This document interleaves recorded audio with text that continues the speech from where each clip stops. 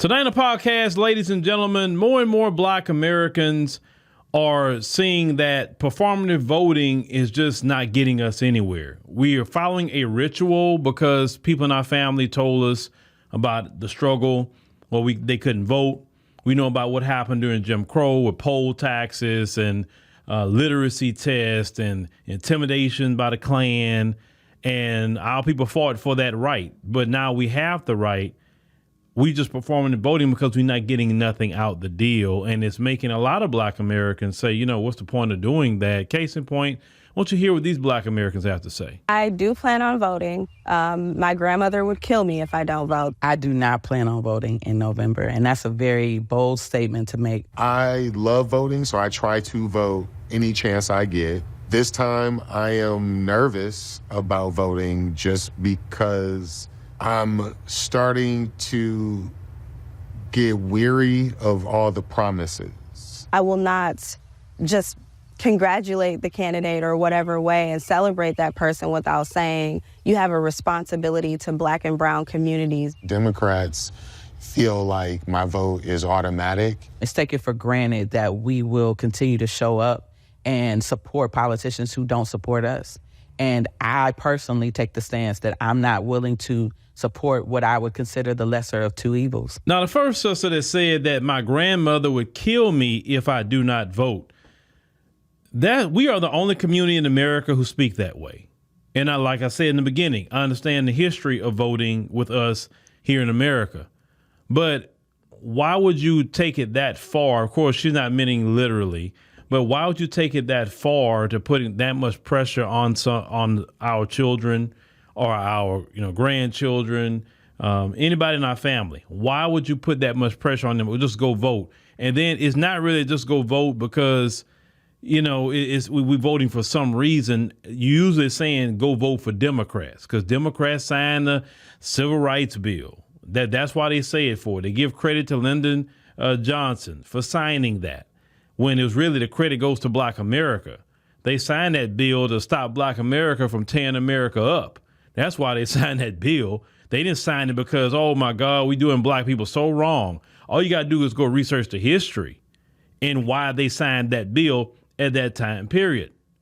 Now, the sister also said she used to turn Black and brown. Now, we just covered last night on African Diaspora about no one else includes us in their advocacy. They only fight for their group. So we have to stop that Black and brown language, Black and Asian, Black and LGBT, Black and whoever else. No, we need to advocate for Black America because you're sitting up here advocating for other groups and you're not advocating for yourself. You're helping other groups when they didn't even ask you for help. And if they do ask you for help, then that's when you're supposed to start reciprocating. I don't mind working with people. I don't mind an ally. I really don't. But allyship works both ways. We help them, they help us. That's the way that works. But we've been playing this one-sided allyship, and everybody knows it. They can just come cry to us and say, oh, look what they did to me. I understand how you feel. Look at racism, and they discriminate against me too. But then when it's time to reciprocate, they go on by their business, and that's it. You understand what I'm saying? Now, you should not feel pressured to vote for anybody. You should make an informed decision, whoever you would like to vote for. It is your right. Listen, you have voting rights. Whether I agree with it or not, it is your right to go vote Democrat. Whether I agree with it or not, it is your right to go vote Republican. It's called a voting right. It's also your right to choose the couch. That is your right. No one can tell you what you should and should not be doing. People can disagree about it, what you want to do. But remember, you don't have to tell people, who you're voting for, because today, we see so many people, who you voting for? Ain't your business. It's like asking somebody what color underwear they're going to put on tomorrow. It's not your business. If they want to vote one way, that's their business. Period. Y'all stop getting into all that, letting people press you to tell you who they're going to vote for. It's not your business. When you go in that voting booth, if you voted before, is it a crowd of people with you? No. You go up, I'm going to talk about Texas. You go up there, and the first thing they're going to ask you, you say, oh, you coming to vote? Okay. Well, can I see your ID? Okay, I hand them my ID. They look at my ID, look at the voter rolls, they look at all that, and say, okay, yeah, you good to vote. Here you get your ID back. Here's your number. Go over here to number 3 over here, punch in the number, that's on this code, and you can go vote over there. And when I go vote over there in the voter booth, it's, got the things on the side. I can't see what somebody else is voting, neither do I care. And I'm by myself. You don't have a crowd with you when you vote, okay? You don't. So your vote is your personal vote, what you want to vote for. Whatever candidate you want to vote for, whether it's for, something in the community or even something personal, because some of our voting goes personal as well. Some of your personal voting may go personally to you. What's important to me in the area of voting may not be so much important to you. And that's okay. That is quite okay. But black people are tired of just performing and voting, because what are we getting out of it? And number 2, not only are we performing and voting, but we're giving a leg up to all these other groups. And these other groups come back and just straight disrespect black Americans. Disrespect you. They come in here off of literally the blood, sweat, and tears of our people, and they come in and get ahead of black people. But they didn't have to suffer Jim Crow. They didn't have to suffer the Red Summer. They didn't have to suffer the church bombings. They didn't have to suffer the Klan. They didn't have to suffer none of that. We did all the work, suffered all of that, and then they can walk in here and just get everything handed to them. That's why they don't respect anything, because they didn't have to earn anything. They didn't have to earn that. That job they have today, they didn't have to go through what we went through. Their families wasn't broken up like black families are broken up. When people come to this country, they're not putting drugs in their community specifically. They're not going to their community and say no man can be in a household. They're not trying to draw a divide between the women and the men in their community through propaganda. They're not attacking them constantly. You don't see them gunning down other groups in here like they gun down black people. Where is the constant people like George Floyd in other communities? Or, people like Rakia Boyd or Corin Gaines or, Breonna Taylor. Where is the equivalent? It's not an equivalent. So all these other groups come in here and they're not targeted. Then they got some nerve to talk crap to black Americans, saying that they're not lazy, that they get degrees and all that. Like black Americans don't have degrees. Black Americans getting degrees every day. I mean, if a degree is an accomplishment for you, that's not saying much to me. I got a business. Black Americans not only built America, we innovated America. And we've had thousands upon thousands upon thousands of businesses and inventions. You're not impressing me because you got a business. And what are you doing that black Americans aren't doing today? You know what I'm saying? But I get it. It is an accomplishment for you for where you come from. I get it. But black Americans saying, what are we voting for? We got to vote for something. And it can't be, well, we can't let the Republicans get in there, so just go vote Democrat. No. Because when we just go vote Democrat, because we're scared of the Republicans getting in there, other groups, as you can see during the Biden administration, benefit. And then they benefit, and then they say things like this to you. More money for you. You working. No more money for you. Bye-bye. Go back across the board. No more money for you. It's lazy. You lazy. No more money for you. Yeah, that's what you're voting for right there. So if you go out there and just, okay, I'm going to go vote for the Democrats just because I'm scared of Republicans, that's what you're going to vote for. Ask the brothers and sisters in Chicago, which that video, if you've never seen it, came out of Chicago at the City Hall. Ask brothers and sisters in Chicago about that right now. Ask them. Bring up some Chicago people. They'll tell you. Them Chicago people are sick and tired of a lot of that with the Democrats right now. Piling all them people on top of them and papering them up. But black Americans can't get help? Our black homeless can't get help. They can't get help. But you helping everybody else that left their country. They chose to come up here. So if you get in here, you get it how you live. You don't get handed anything. So that's what black Americans are saying to the Democrats, for sure, because they want our vote. What are we voting for? For what? Because the Trump thing ain't gonna work. So what are we voting for at this point? What? Because I don't want to go vote for y'all, and that's who we getting coming over here. A man that just got here, got an accent thick like hell because he just got here, and yet he got the nerves to talk crap to black Americans. And then the problem is with the immigration issue is that these groups that come in here, no matter where they're coming from, for the most part, they want a proximity to whiteness. So if you want a proximity to whiteness, guess what you got to do? Attack black. Why do we want more people attacking black coming in here? Why do we want to go vote for more of that? No, we got enough going on in the country now as it is. We don't need more and more people piled on top of us as black Americans that's coming here hostile because they think being hostile toward us going to get them just a little bit more crumbs from white supremacy.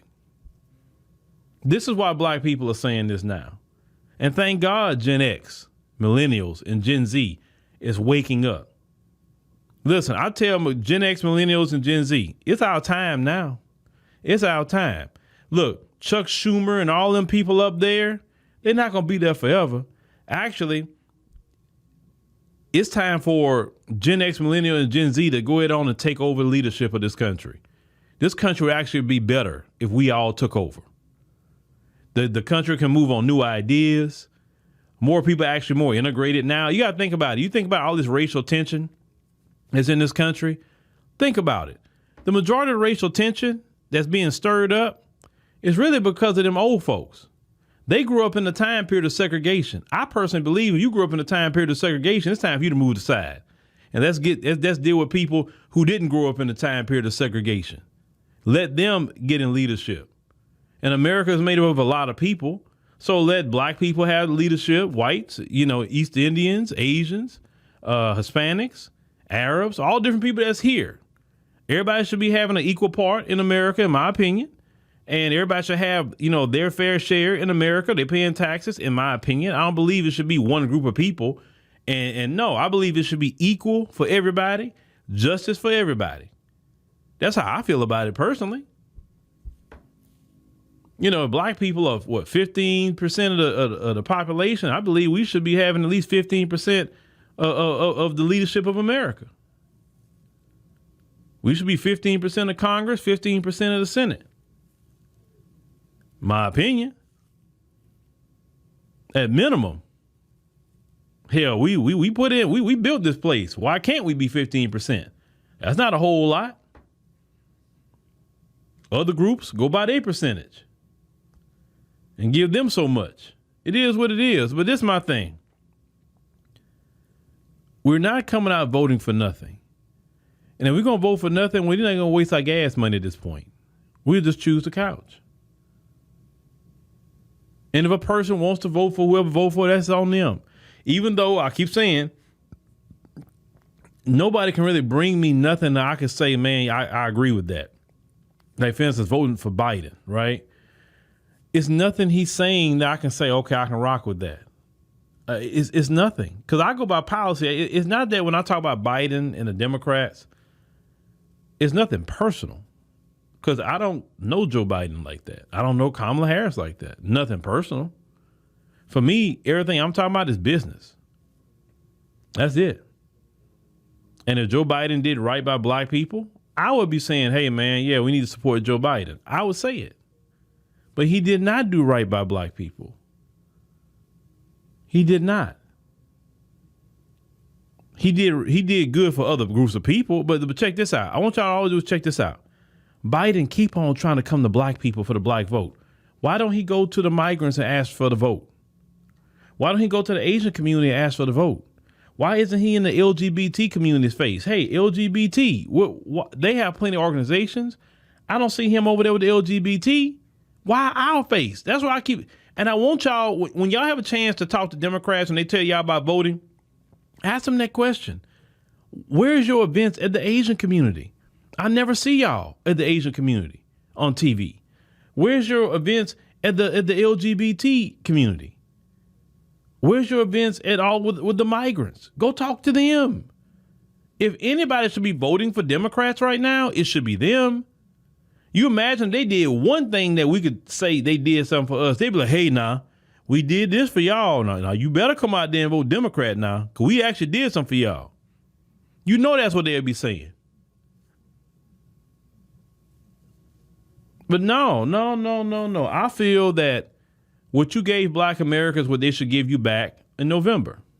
You gave Black America nothing? Well, you should get nothing in November. It's just that simple. And I told y'all before, I don't believe the majority of Black Americans are all of a sudden going to start voting Trump. That's not, I know it better than that. I would say more Black Americans are going to choose the couch. That's for sure. And more Black Americans than last time will vote for Trump. And I told you the reason why Black Americans will vote for Trump is not that they like the Republican Party. See, Trump and the Republican Party is two different conversations. Yes, he's a part of the Republican Party, but when people talk about Trump, they're talking about him. When they talk about, hey, man, I like his immigration policy. Hey, man, if you in business, I like what he talks about with taxes. I saved money when he was in office as a business owner. There are plenty of Black business owners out there. Don't get it twisted like we don't have no businesses. You believe that propaganda that Black people don't have no businesses? Why you think they came out and said that Black Americans created more businesses in the pandemic than any other group? Black Americans did. So those Black Americans would benefit off of the tax policies that Trump would put up for business.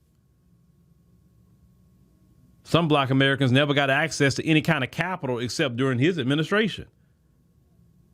Because when people talk about PPP and all that, not everybody was scamming. You had people with legitimate businesses doing the right thing with PPP. You understand? Legitimate businesses. Now, everybody scammed. And some Black people had never got nothing from the SBA before or prior to that helped out their businesses. So that's some of the things people think about. They think about the gas prices, which is through the roof. Food prices, through the roof. Energy prices, your light bills and all that stuff, natural gas, through the roof. Through the roof.